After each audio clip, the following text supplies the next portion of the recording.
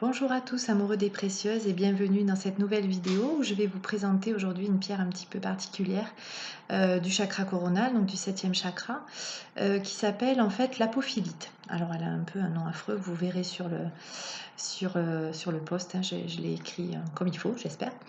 Donc c'est un cristal transparent ou légèrement verdâtre ou rosé. Donc je vous mettrai plusieurs photos parce que moi je n'ai que un cristal, en fait l'apophilite transparente. Donc on peut, chez les gens qui connaissent pas trop les pierres, la confondre en fait avec un cristal de roche.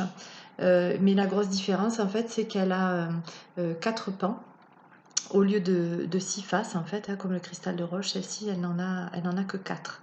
D'accord. Voilà, c'est une forme pyramidale. Donc moi j'ai juste une petite pointe de cristal. C'est une pierre qui est quand même assez chère, assez difficile à trouver.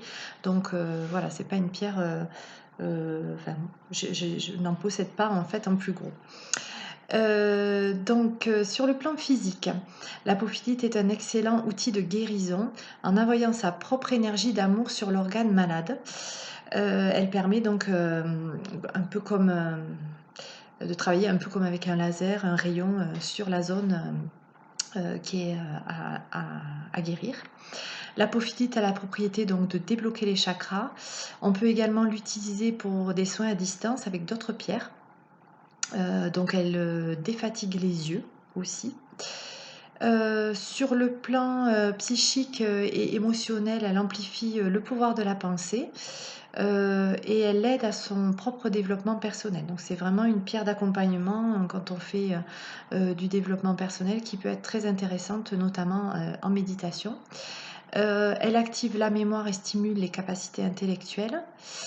Et sur le plan spirituel, qui est le plan où on va dire, où elle va agir aussi de façon très intéressante. Donc sa pyramide naturelle créée par la nature, sous la forme d'un cristal, est lumineuse et brillante, et son action donc agit sur le corps éthérique en l'éclaircissant. Elle favorise la circulation et l'élévation de l'énergie à travers les corps physiques, psychiques et spirituels. Donc elle est la pierre aussi des médiums, comme on l'a vu un petit peu avec la chatukite, mais à un autre niveau, et des voyants. Donc apposée sur le troisième œil, elle favorise aussi la télépathie et permet de passer du plan du subconscient au plan du conscient dans les informations que l'on aura captées à ce niveau-là. Elle favorise aussi le voyage astral tout en conservant un lien avec le corps physique. On pourra aussi, pendant les méditations, si on est parti pour faire ça, hein, au niveau du voyage astral, on peut donc travailler avec l'apophilite qu'on peut garder dans sa main ou allonger, on peut la poser aussi sur le troisième œil.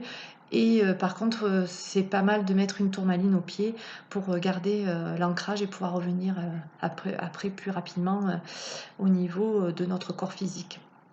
Donc comme beaucoup de pierres, ces déclinaisons colorées amènent des propriétés différentes en fait. Donc je vous disais tout à l'heure qu'il existait donc l'apophilite verte et l'apophilite rose. L'apophilite blanche, donc celle que j'ai, donc c'est celle un peu que je vous ai décrite. Et ensuite, elle a plus d'impact donc au niveau spirituel et guérison. Elle élève les énergies donc vers le spirituel, la conscience, et le ressenti de ce plan d'existence immatériel devient plus tangible en fait.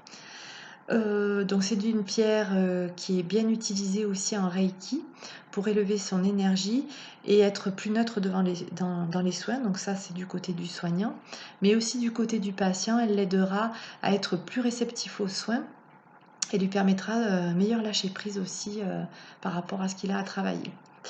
L'apophilite verte, elle rend plus réceptif à la compréhension et à la guérison des mots en général, hein, des mots du corps. Elle est particulièrement favorable aussi aux troubles respiratoires et aux allergies des bronches et des poumons. Elle rend aussi plus sujet à la franchise, hein, et l'expression, en fait, comment on peut dire, sans langue de bois, en fait, hein.